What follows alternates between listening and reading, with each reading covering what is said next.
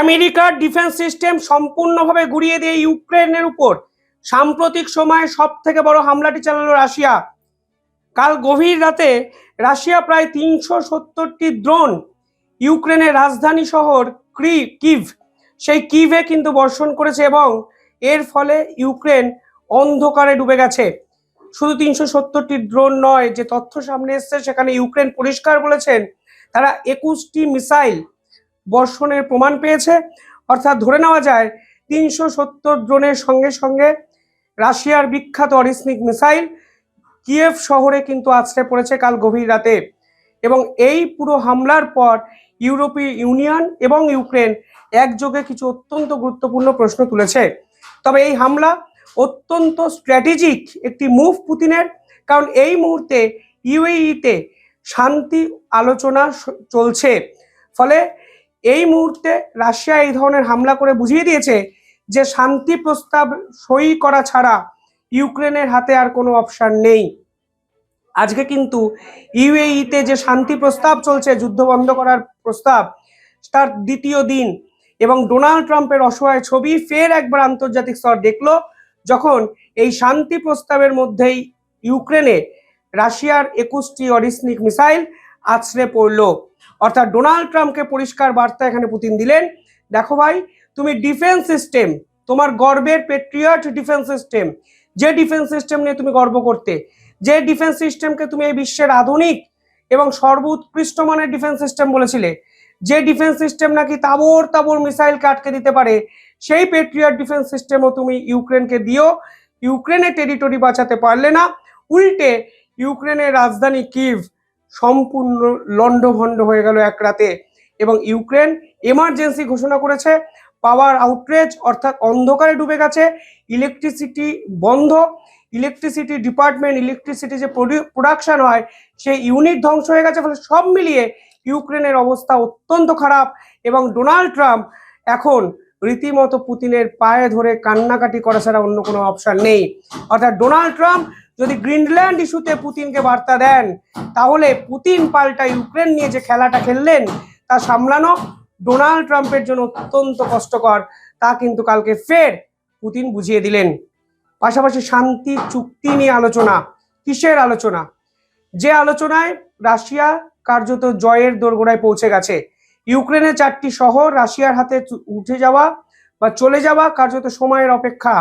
Donetsk অঞ্চল এবং ইউক্রেনের যত গুরুত্বপূর্ণ অঞ্চল, মানে দোনেক্স বলুন, জাপোরিজিয়া বলুন, ক্রিমিয়া বলুন, এই অংশগুলো হলো ইউক্রেনের মেরুদণ্ড, শিল্পোন্নত একটি জায়গা, তা রাশিয়া দখল করছে। কার্যত শান্তি চুক্তিতে সেই পুরো বিষয়টাই কনফার্ম হয়ে যাবে যখন রাশিয়া এই ধরনের হামলা কালকে চালিয়ে দিয়েছে।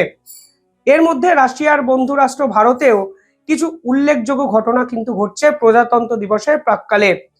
প্রজাতন্ত্র দিবসে এই বছর চিফ গেস্ট হচ্ছে ইউরোপীয় ইউনিয়নের টপ মোস্ট অফিসিয়ালরা।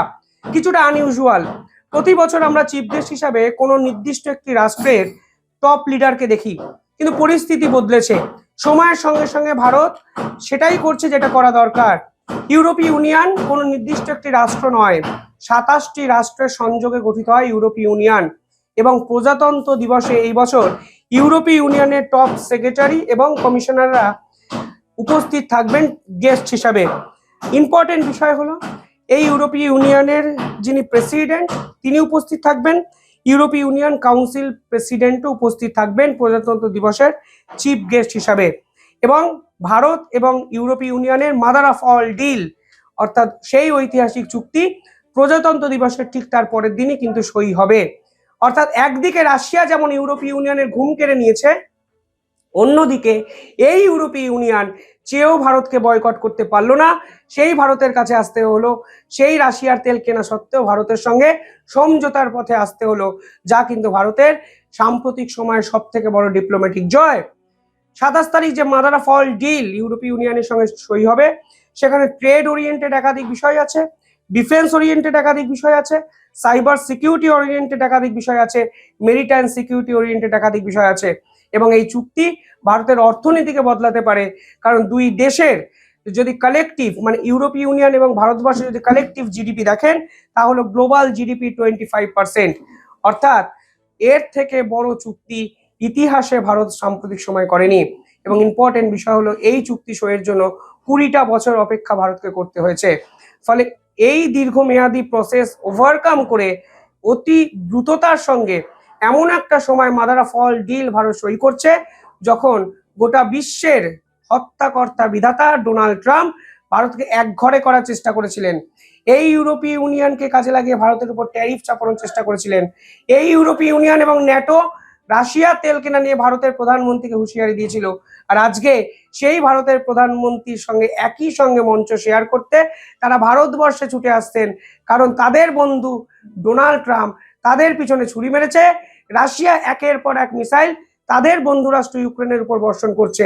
এই মুহূর্তে তাদের বাঁচাতে পারে একটি মাত্র রাষ্ট্র, বিশ্বের বৃহত্তম গণতান্ত্রিক রাষ্ট্র ভারত। তা কিন্তু তারা বুঝতে পারছেন।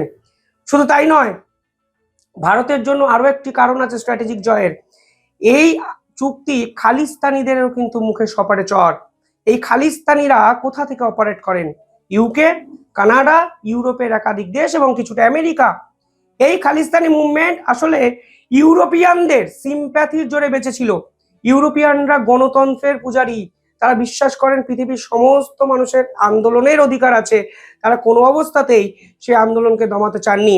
কিন্তু এই খালিস্তানি আন্দোলনের পিছনে যে পাকিস্তান এবং আইএসআই নেটওয়ার্ক আছে, এবং এটা যে আসলে একটি জঙ্গি সংগঠন, তা ভারত বারবার আন্তর্জাতিক স্তরে প্রমাণ করে দিয়েছে।